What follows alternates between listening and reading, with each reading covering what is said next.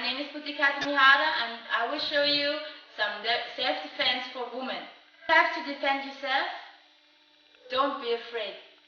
Use your voice and use every part of your body. So we will show you some techniques of self-defense. Bring him down to the floor. So I will show you now. He punches me like this.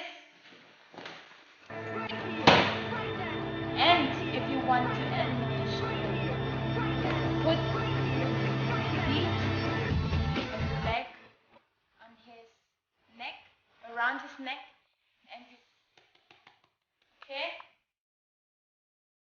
So this is the situation. You're fast enough and you want to punch. Okay. Once again. You repeat.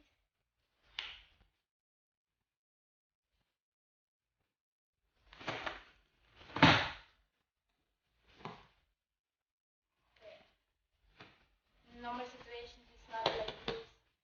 Maybe we shout a bit. Okay? Thank you.